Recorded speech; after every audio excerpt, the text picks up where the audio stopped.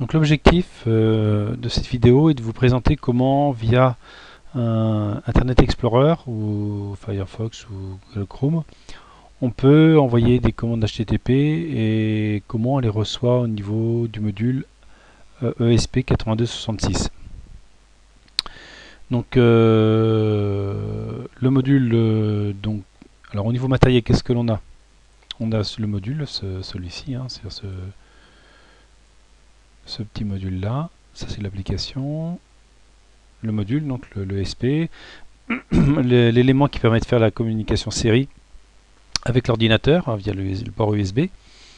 Bien sûr, alors moi j'ai reconfiguré pour être en 9600 baux, mais de base le SP8266 est à 115 200 baux aux vitesses de transmission sur la liaison série. Là c'est l'alimentation, donc 3.3 hein, au niveau du module. Consommation, donc ça peut aller de là, vous avez 28 mAh, ça peut monter à 200, voire 300, voire 400 mAh quand on recherche par exemple les réseaux Wi-Fi. Donc, une autre photo, le module, le dongle que j'ai utilisé pour me connecter au niveau du module en RxTX via le port USB du PC. Ça c'est l'adresse IP de mon module hein, sur mon réseau en local. Ça c'est mon application Android, donc j'envoie une commande HTTP GPI 0 à 1 et puis après à 0. Donc là c'est quand il est off et on. Voilà, donc bon là c'est d'autres photos d'applications. Ça c'est l'application que j'ai récupérée avec l'adresse IP que j'ai utilisée. Donc au niveau de mon module, donc là je suis à 9600 baux. Donc je vais débrancher le module. Là je le rebranche. Voilà, donc il est ready. Donc j'envoie une commande AT d'abord. Voilà, est-ce qu'il est AT? Ouais, Goto. Là il est connecté. Donc je vais lui demander donc c'est CI+. Je lui demanderai son adresse IP. L'adresse IP du module. Alors CI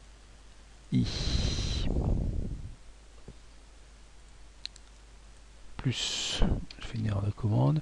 Donc quelle est l'adresse IP? Donc là c'est lui a mis la même adresse IP, hein, 192.168.0.23. Après je vais me mettre donc je vais ouvrir un protocole je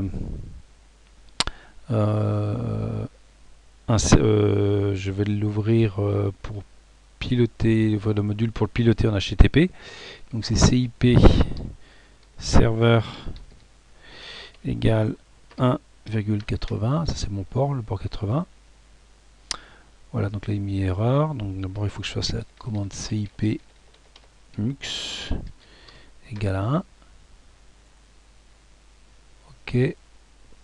Alors après CIP plus serveur. CIP serveur égale donc 1 le port 80. Voilà. Donc maintenant mon application, donc l'application que j'ai moi c'est celle-ci, hein, donc je vais ouvrir mon téléphone, ma tablette Android. Voilà, donc j'appuie sur le bouton. Voilà, donc là j'envoie voilà GPI 0. Et si je rappuie sur le bouton, je vais envoyer GPI 0, je le mets à 1. Alors maintenant je vais passer par Internet Explorer. Donc la commande donc 192.168.0.23. On va le fermer, on va l'ouvrir. Donc 192.168.0.0.23 et je vais dire coucou. Voilà, coucou. J'envoie et voilà. Donc la requête, donc HTTP. Donc j'ai bien mon texte coucou. On peut envoyer une autre commande. Donc bonjour. Voilà, valide. Voilà, je récupère l'information ici. Donc l'adresse donc ça vient de 0, ça va vers 0,23. Hein. Puis après voilà, tout ce que j'ai ici, hein, c'est tout ce qui est envoyé par Google Chrome. Donc voilà ce que je voulais vous montrer. Alors au niveau connectique, où est-ce que je peux récupérer ces informations concrètement? Au niveau connectique,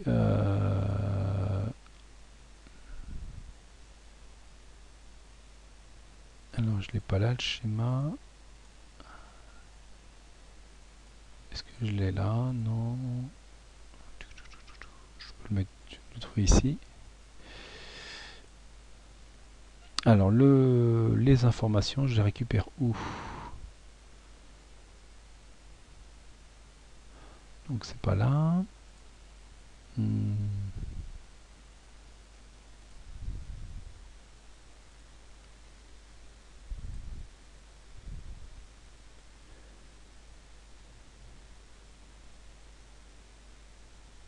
Donc ça c'est les commandes AT, donc c'est pas cette information là que je voulais vous montrer. Je vais vous montrer où est-ce qu'on peut récupérer. Donc on le retrouve sur une des broches là, mais alors est-ce que j'ai la photo? Voilà, ici, avec. Donc l'information que j'ai ici, hein, tout ce champ texte, en fin de compte, hein, tout ce que je récupère ici au niveau de nos champs texte, en fin de compte, je le récupère au niveau du transmit data.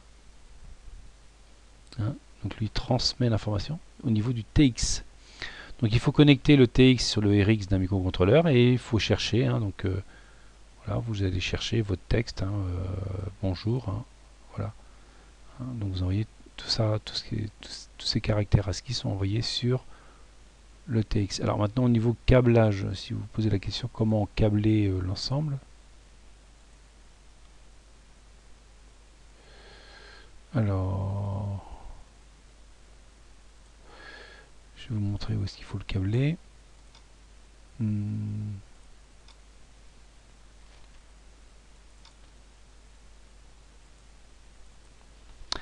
au niveau du schéma, donc on a le SP8266. Le microcontrôleur, là c'est un PIC, un 18F452 de mémoire. Donc l'information ici. Donc là vous avez le TX du PIC. Hein, donc là le PIC va recevoir, hein, ça vient du, ça va se connecter à RC7, RX du PIC et c'est connecté.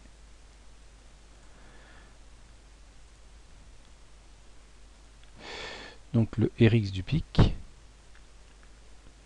Voilà, le RX hein, est connecté au TX ici, et le TX c'est ici, hein, sur la broche, cette broche-là, du SP8266. Hein. Donc le SP8266, lui, il va recevoir, lorsqu'il est connecté, il va recevoir toutes ces informations-là, et nous, ce qui nous intéresse, c'est bonjour, voilà.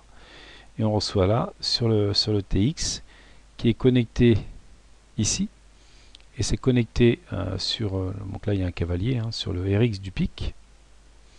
Alors là j'ai mis une possibilité de se connecter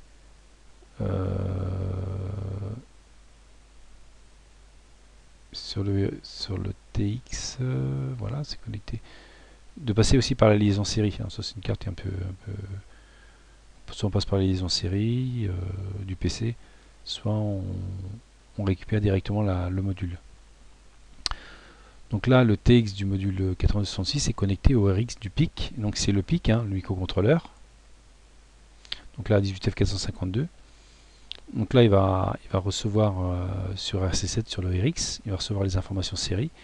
Et à charge de décoder, hein, les informations. Hein, donc là, c'est bonjour, hein, qui a été envoyé via Internet Explorer. Donc voilà. Donc bon courage pour votre application.